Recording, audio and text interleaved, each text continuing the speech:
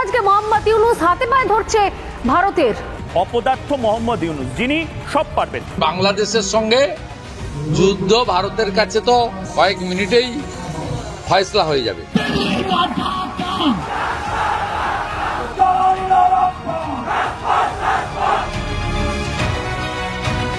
শেখ হাসিনার পতনের পর থেকেই ভারতের সাথে সম্পর্কের দূরত্ব চলছে বাংলাদেশের।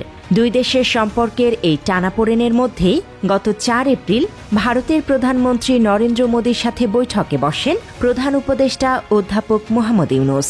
ওই বৈঠকের পর যখন ইতিবাচক কিছু আশা করা হচ্ছিল, ঠিক তখনই বাংলাদেশের ট্রান্সশিপমেন্ট সুবিধা বাতিল করে ভারত। ট্রান্সশিপমেন্ট চুক্তি কাজে লাগিয়ে ভারতের ভূখণ্ড ব্যবহার করে নেপাল ও ভুটানে পণ্য রপ্তানির সুযোগ পেত বাংলাদেশ। 2020 সালে সার্কুলারের মাধ্যমে এই চুক্তি সম্পন্ন হয়েছিল প্রতিবেশী ভারতের সাথে। শুধু বাংলাদেশ নয়, এই চুক্তির কারণে সুবিধা পেত ভারতও। বাংলাদেশের ভূখণ্ড ব্যবহার করে ভারত তার 7টি রাজ্যে সহজে পণ্য পরিবহন করে ট্রান্সশিপমেন্ট চুক্তির ফলে। এই অবস্থায় ভারত নিজেদের সিদ্ধান্ত থেকে সরে আসায় প্রশ্ন ওঠে, বাংলাদেশের পক্ষ থেকেও পাল্টা ট্রানজিট বাতিল করা হবে কিনা।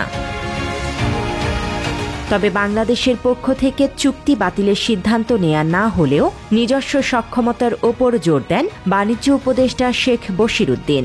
বিশ্লেষণের মাধ্যমে সংকট কাটিয়ে ওঠার আশা প্রকাশ করেন তিনি। আমাদের নিজস্ব সক্ষমতা ব্যবহার করে আমরা কিভাবে প্রতিযোগিতামূলক মূল্যে আমাদের সেই প্রতিযোগিতাহীন যে অবস্থাগুলো আমাদের আছে সেগুলোকে বিশ্লেষণ করার চেষ্টা করেছি। সেই ধারাবাহিকতাতেই ভারতের সাথে দূরত্ব সৃষ্টি করেন বাংলাদেশের ব্যবসায়ীরা। ফলে ট্রানজিট সুবিধা বাতিল করে উল্টো নিজেরাই বিপদে পড়ে ভারত। সম্প্রতি ভারতের শিলিগুড়ির ফুলবাড়ি স্থলবন্দরে ভুটান থেকে বাংলাদেশগামী পাথর বহনকারী ট্রাক আটকে দিয়েছেন ভারতীয় পরিবহন কর্মীরা। ফুলবাড়ির পরিবহন কর্মীদের দাবি, গত 3 মাস ধরে ভারতের ট্রাক বাংলাদেশে পাথর নিতে পারছে না। বাংলাদেশের আমদানিকারকেরা কেবল ভুটান থেকে পাথর কিনছেন। এই অবরোধের কারণে সীমান্ত সংলগ্ন এলাকায় ভুটানের ট্রাকের দীর্ঘ সারি তৈরি হয়। আন্দোলনকারীরা বলেন, ভারত বাংলাদেশ দ্বিপক্ষীয় সম্পর্কের অবনতির কারণে আমদানিকারকেরা তাদের পরিবহন কর্মীদের পাথর না কেনায় ব্যবসায়িক মন্দা তৈরি হয়েছে। এতে রীতিমতো পেটে টান পড়েছে ভারতীয়দের।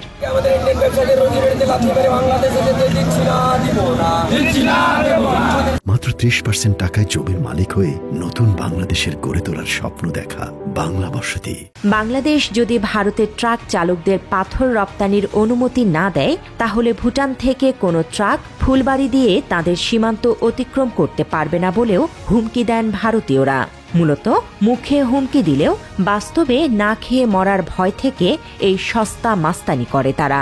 বাংলাদেশ পাথর না নিলে খাবে কি, এই ব্যানারে আন্দোলন করে ভারতের ব্যবসায়ীরা। ভুটান গাড়ি আমাদের বাংলা বান্দা পোর্ট দিয়ে, ফুলবাড়ি পোর্ট দিয়ে আমরা বাংলাদেশে ঢুকতে দিব না। 4 মাস ধরে আমাদের ইন্ডিয়ান গাড়ি বাংলাদেশে একটাও যায়নি।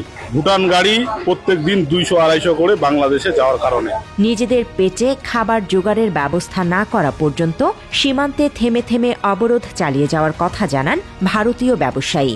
এরকম যদি ভুটান গাড়ি যেতে থাকে, আমাদের ইন্ডিয়ান মাল ওরা কোনোদিনও নিবে না। যতক্ষণ আমাদের ইন্ডিয়ান গাড়ি বাংলাদেশে যাবে না, ততক্ষণ পর্যন্ত আমরা ভুটান গাড়ি এই দিক থেকে ঢুকতে দিব না। রুটি রোজগারের ব্যবস্থা ধরে রাখতে বাংলাদেশের সঙ্গে সম্পর্ক স্বাভাবিক করার আহ্বান জানান ভারতের আরেক ব্যবসায়ী। আমি পুলিশ প্রশাসনের কাছে আবেদন করব যেন আমরা সাধারণ মানুষ, আমরা সাধারণ জনতা, এই যে আমরা যেন বাঁচতে পারি, রুটি রোজগার নিয়ে বাঁচতে পারি। জানা যায়, প্রতিদিন ভুটান থেকে প্রায় 250টি ট্রাক ফুলবাড়ি দিয়ে সীমান্ত অতিক্রম করে বাংলাদেশে পাথর বহন করে। প্রতিটি ট্রাকের প্রায় 30 টন পাথর বহনের সক্ষমতা রয়েছে।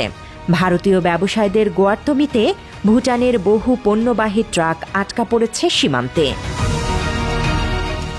শুধু ট্রাক শ্রমিকরাই নয়, 5 আগস্ট পর নিজেদের সিদ্ধান্তের কারণে একের পর এক সংকটের মধ্য দিয়ে যাচ্ছে ভারত।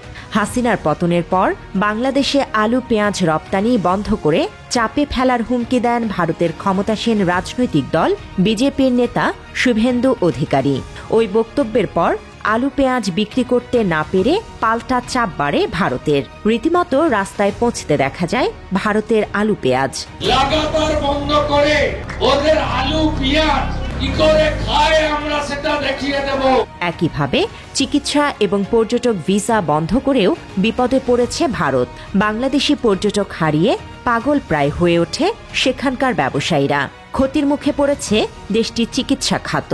আমাদের এই এলাকা নিউ মার্কেট বড় বেয়ার পুরো এসব মানে বাংলাদেশ থেকে চলতো, ট্যুরিস্ট ভিসা থেকে চলতো, এখন ট্যুরিস্ট ভিসা দিচ্ছে না, আমার খুব কষ্ট হচ্ছে। আমরা এই ঝামেলা যে চলছে বাংলাদেশে, যবে থেকে শেখ হাসিনা গিয়েছে 6 আগস্ট পর থেকে আমাদের ব্যবসা বাণিজ্য সব শেষ। এরপর ঈদুল আজহার আগে গরু নিয়েও বিপাকে পড়ে ভারত। বাংলাদেশ ভারতের গরুর উপর নিষেধাজ্ঞা দেয়ায় ব্যবসায়িক সংকটে পড়ে দেশটি। নামমাত্র মূল্যে গরু বিক্রি করে কোনো মতে টিকে ছিল ভারতের গরু ব্যবসায়ীরা। জোড়া বলদের দাম চাইছে মাত্র ৭২,০০০ টাকা। কত সুন্দর বলদ। আলু, পেঁয়াজ, গরুর পর এবার পণ্যবাহী ট্রাক নিয়ে নতুন করে বিপদে পড়েছে ভারত। এক্ষেত্রে ট্রানজিট সুবিধা বাতিল করে নিজেদের বিপদ নিজেরাই ডেকে এনেছে তারা।